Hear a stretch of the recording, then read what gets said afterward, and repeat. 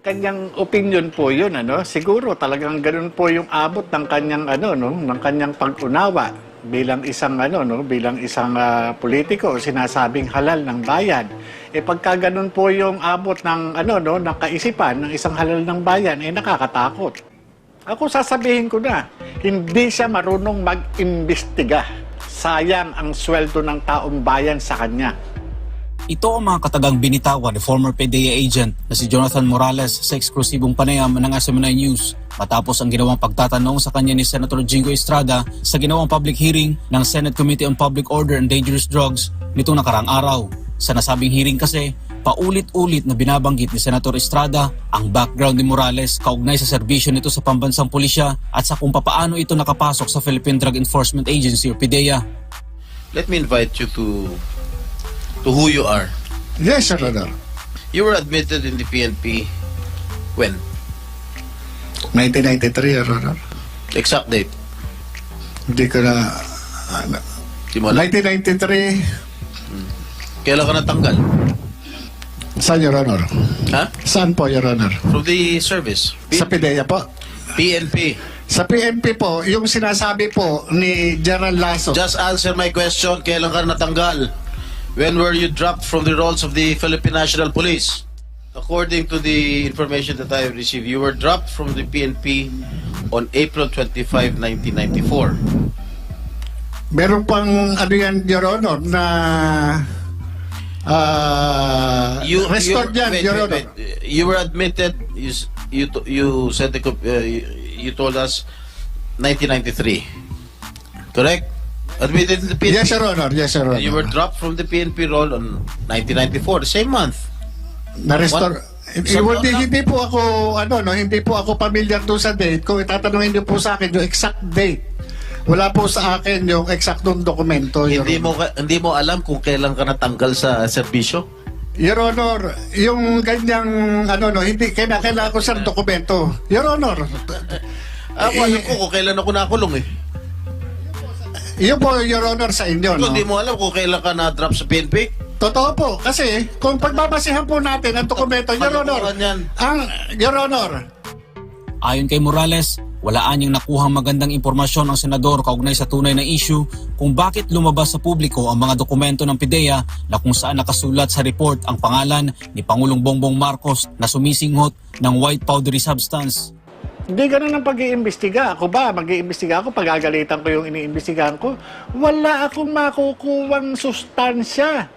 Kahit mamamatay tao pa yan, kahit magnanakaw pa yan, kahit pasabihin mong rapist yan, paano ko ma-extract ang information kung aanuhin ko yan? Wala akong makukuha. Diba?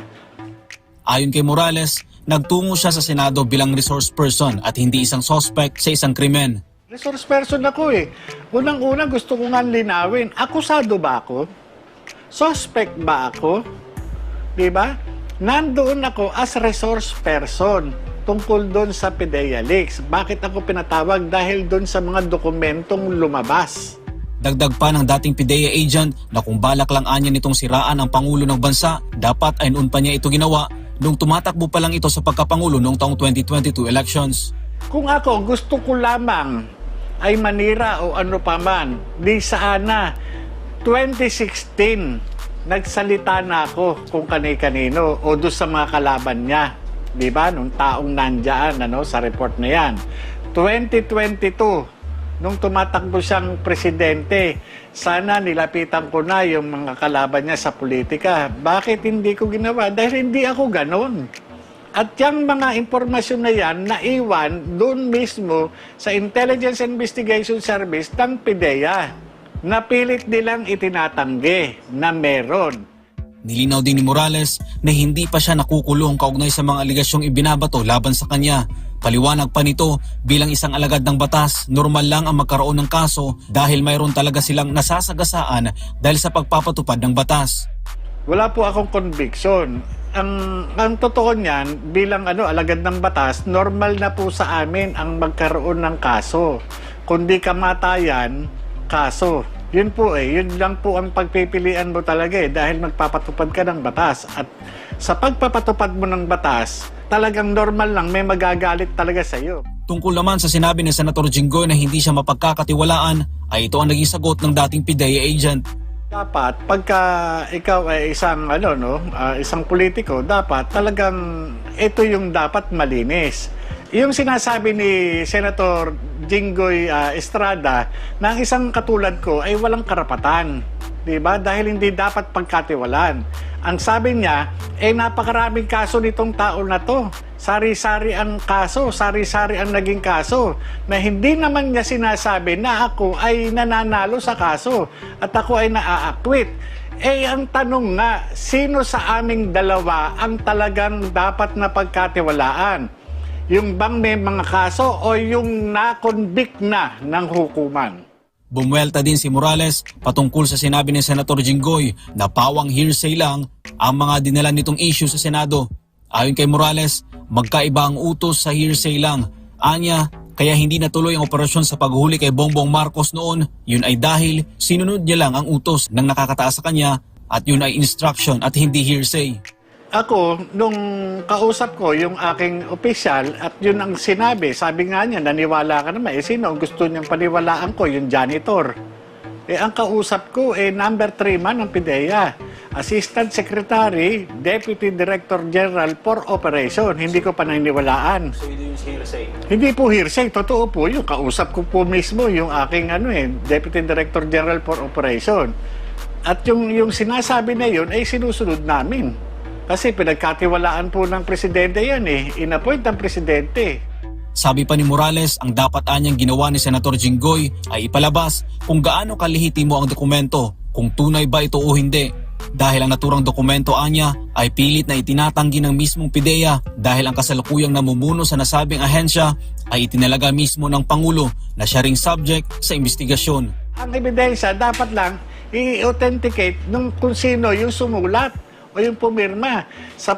Yung pong inaano dito is yung mga authority to operate at saka yung pre-ops. Ang mag-authenticate yan, ako. Kasi ako yung gumawa Sinasabi ko nga ako yung nag-imbestiga. Ako yung Dinideny lamang nila. Bakit? Kasi nga, ang nag-appoint kay General Lasso ay yung nakaupong presidente ngayon. Yun po yun. Dahil sa mga nangyari at estilo ng pagtatanong sa kanya sa Senado, hindi maiwasan ni Morales na matakot. Kanyang opinion po yun, Siguro talagang ganun po yung abot ng kanyang ng kanyang pag-unawa bilang isang bilang isang politiko, sinasabing halal ng bayan. Pagka ganun po yung abot ng ng kaisipan ng isang halal ng bayan, nakakatakot. Sa kabuuan ng hearing, sinabi ni Morales na paninira lang sa kanya ang tunay na pakay ni Senator Jinggoy Estrada. Una, talagang napansin ko talaga character assassination na yung ginawa niya, At wala siyang talagang inatupag, kundi talagang durugin yung pagkatao ko. Mga kababayan, very controversial itong nangyari sa Senate hearing sa pangalawang pagkakataon, subalit hindi po natinag at hindi po nila nadurog ang kredibilidad at validity ng kanyang mga pahayag at revelations na naging official records na ngayon sa Senado tungkol sa PIDEA leaks and inevitable revelation of involvement of President Marcos Jr. to the very scandalous drug abuse issue. Kasama natin live sa Pilipinas nating mahal, pero via Zoom. Hindi siya po nagpa-record lang, Zoom lang siya. So mga kababayan, for security reason, pinayagan niya tayong makapanayam siya sa Zoom ngayong umaga si PIDEA agent, man of the hour, whistleblower of the current time na nagbibigay kaliwanagan sa mahalagang issue ng bayan, si Ginoong Jonathan Morales. Sir, welcome back sa Pilipinas nating mahal with Ka Eric. Magandang umaga po sa inyong lahat. Yes sir, dalawa muna tayo sir, mag-uusap sa isang napakahalagang punto. Napakagaling po ng inyong pagtindig ng buong loob. Nakita po ng buong bayan na bit-bit po ninyo ang tatag ng loob. Kapanatagan ng isip na bit-bit mo ang katotohanan na kahit saang impyerno ka isa lang at anong buhos ng apoy ng pagkagalit ng mga gusto kang patahimikin, hindi po kayo nagpatinag. What keeps your courage inside Congress? Nakaharap mo yung mga gaya ni Senator Jinggoy Estrada na pilit kang sinisira, instead na pakinggan ang mensahe mo, sinisira nila ang mensahero. At alam natin na ang kanyang purpose doon is demolition job, not to ferret out the truth and listen to the truth. And iba pa mga senador na nagbabaliwala, ini-ignore ka, minamaliit yung iyong presensya, hindi binibigyan pansin ang kahalagahan at bigat ng inyong paghahayag doon sa Senado. Go ahead po, Sir Jonathan Morales, saan pong hugot ng tapang at lakas ng loob ninyo? Alam niyo po, yung pagtungo ko po doon sa Senado at pagte-testify ay nakapaloob lamang po sa aking first-hand information. Patungkol po doon sa pag-reduce ng source statement ng confidential informant patungkol doon sa kanyang personal knowledge. Doon sa di umano ay nagaganap doon sa Unit 46C ng Rizal Tower doon sa Rockwell, Barangay Poblacion, Makati City. At ito, para sa kaalaman ng mga senador, gaya ng kanilang mga sinasabi na tila ako yung nag-aakusa doon sa mga personalidad na naandoon sa report at doon sa pre-ops at saka doon sa authority to operate. Mali po yun. Ako po ay nandoon lamang sa Senado upang sabihin o patotohanan na yung mga dokumento na lumabas sa publiko ay ako po ang gumawa noong 2012. Matapos ko po nakuhanan ng salaysay yung confidential informant na nag-report doon sa alleged nefarious activities nung sinasabi niya na politician Bongbong Marcos at yung actress na si Maricel Soriano at iba pa. So doon lamang po, at mali yung ng mga senador, ng mga na sinasabi na yung aking daladalang sinasabing impormasyon ay panay hearsay. Tataka nga ako kung bakit napupunta doon sa punto na yon at talagang sinikap na gibain yung aking pagkatao. Yes. Dahil nga lumabas na talaga doon sa issue.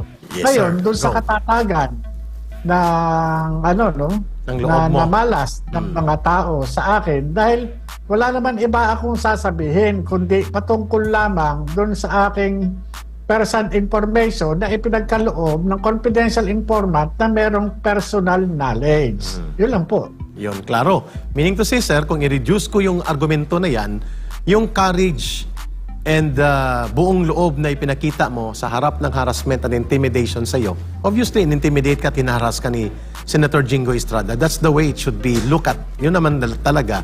At ini-ignore ka ng ibang mga senador na nagmamagaling doon na parang ikaw ay walang kwentang witness. Si Senator Bato lang yata nagbigay ng mabigat na analysis at importance doon sa mga nire-reveal mo. Hindi ka nagpatinag. Why? What is running in your heart and in your mind?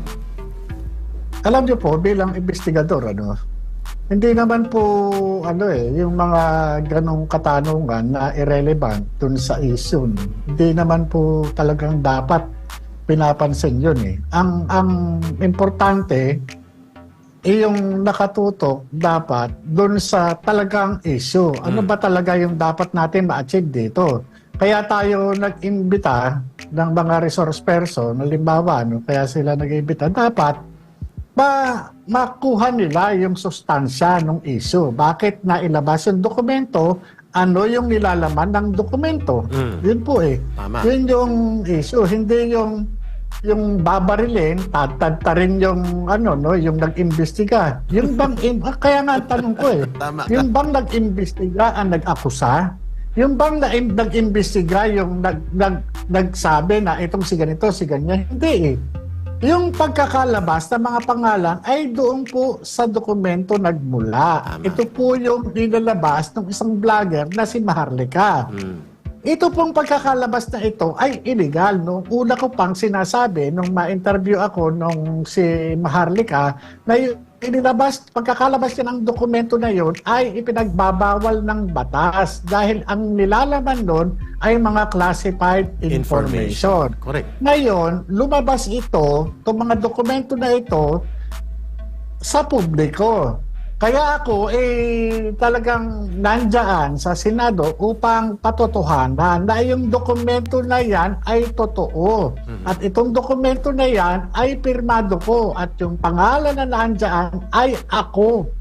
Pangalan ko yan. Klaro. Sir, Yun po ang doon. Sir, malinaw po na instead na nakatulong sa maniobra ng PDEA na pagtakpan ang issue sa revelation ng authenticity ng ginawa po ninyong investigation, including yung pre-ops report, authority to operate, among others, pati yung deposition na kiniklaim nyo na kayo din po ang gumawa, yung pagpunta ni Maricel Soriano ay tumugma po ang circumstantial revelation niya. Inamin niya in public in a national television that indeed she was the owner before of Unit 46-C in Rockwell, Makati. At sinabi niya lang na naibenta ko na pero hindi niya maalala kung kailan, pero sabi niya 2012. At nang tinanong siya ni Senator Bato kailan niya naibenta, sapagkat Marso po ang binabanggit ninyong nakaharap mo ang confidential informant, hindi siya sumagot.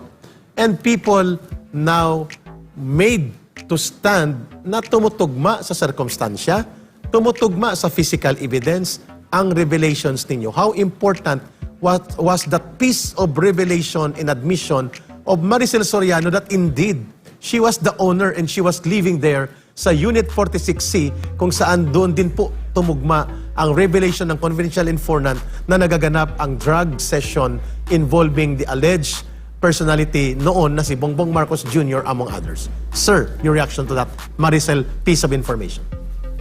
Kung babalikan po natin yung tanong ni Senator Jinggoy Estrada, no, kung kilala ko yung may-ari nung unit na 46C dun sa Rockwell na yun, no? Sabi ko, hindi po. Kasi unang-una, kaya kami magsasagawa sana ng casing and surveillance para ma-determine namin yung declaration ng confidential informant patungkol dun sa address. Yun po ang purpose noon. At yung kasabay doon, yung instruction na kung makakakuha siya hanggat maaari ng sample nung sinasabi niyang white powdery substance na nagde-depict doon sa 5 litrato. Doon po yung ngayon, yung pagkakasabi ni ni Binibining Maricel Soriano na pagkakaamin niya na kanya yung unit na 46C doon sa Rizal Tower sa Rockwell Makati, ito yung pagkakakumpirma doon sa sinasabi ng confidential informant na merong personal knowledge doon sa impormasyon na inire-reveal niya sa inyong lingkod bilang investigador. Klaro. Very good point. Pangatlo, sir, kung hindi po mabigat ang inyong revelation at hindi po tumutugma sa circumstansya at mga physical evidence proving that there exists that investigation, that report, that deposition, that PDEA documents na pilit ngayon dinideny outright ng PDEA without any value of credibility sa claim nila. Kasi nga, tumutugma yung mga sinasabi mo sa kaganapang aktual at kaganapang nakaraan. Ang tanong ngayon, sir, bakit kung hindi ka authentic at hindi valid at may batayang katotohanan ang mga pinagsasabi mo sa revelations mo dito sa Senado na hearing, bakit ka pinupuntahan nitong a certain Romero Enriquez na inyong tinukoy sa hearing at pati itong James Kumar na kilala ko to personally, I met him several times also at kilala ko rin ito na ito ay malapit sa mga high profile personalities na mga politiko. How important that incident na may binanggit ka doon, na ang sa likod ng lahat ng paggapang na ito, ay naniniwala ka na ang First Lady Lisa Araneta Marcos because it was revealed in your conversation with this intermediary. Did we get you correct? And please clarify. Ganito po yun, yung dokumento na i-deny ng PDEA na nag-exist, ito yung, ito yung dokumento rin na sinasabi ni Director Francia sa akin nung kausap kami sa pamamagitan ni James Curioso na i-deny na lang namin. Ngayon, itong mga dokumento na ito na pinade-deny na lang sa akin na nag-exist. Ito ngayon din yung naging subject ng ng pagtawag nitong yung taga Napolcom, yung alam ko taga Napolcom siya, doon sa aking kaibigan habang nandito sa bahay. At kaya ito tumawag ay dahil nais nga nito na nais nito na wag na akong magsalita. Wag na akong magsalita doon sa hearing. Ibig sabihin, talagang ayaw na nila akong papuntahin doon sa Senado. Ayaw na nila akong papuntahin.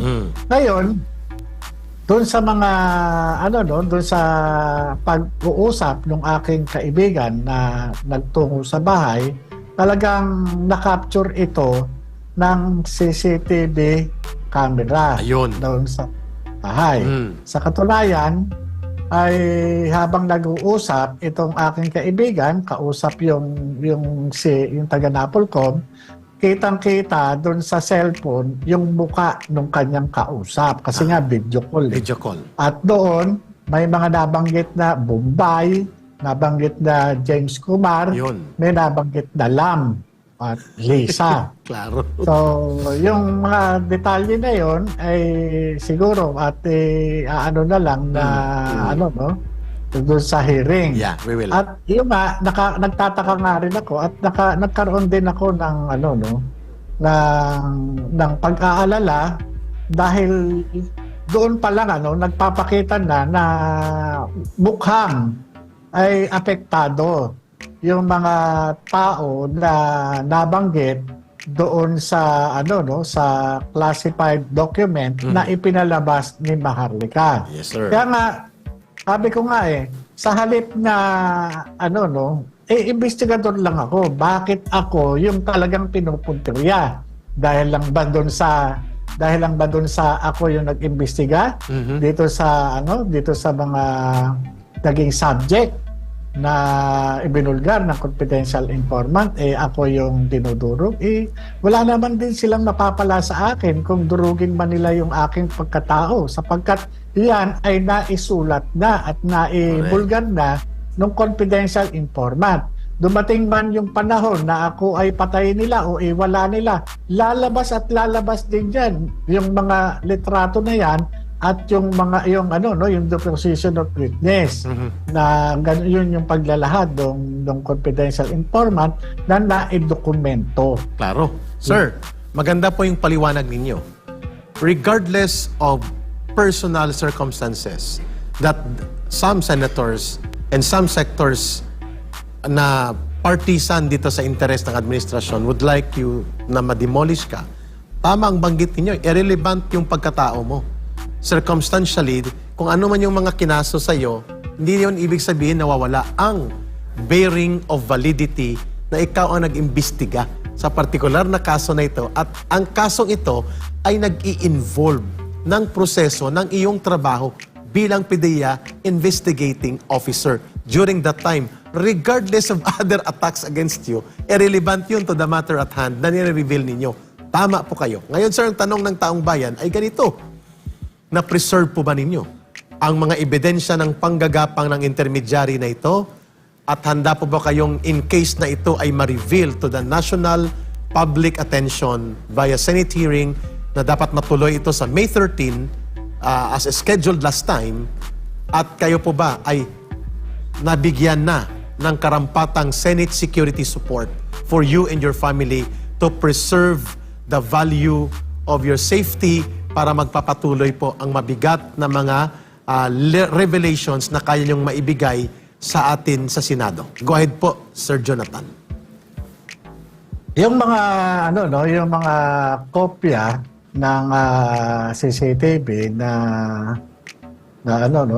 naka-capture doon sa conversation sa video call naka-safety na. Very good. And yung patungkol doon sa security na pinatutupad, pasensya na po kayo, hindi ko na po masasabi in public at may mga ito iniiwan ko na po doon sa mga namamahala doon Sige. sa Sige. kung ano man yung Yung detail doon, hindi ko na po babanggitin.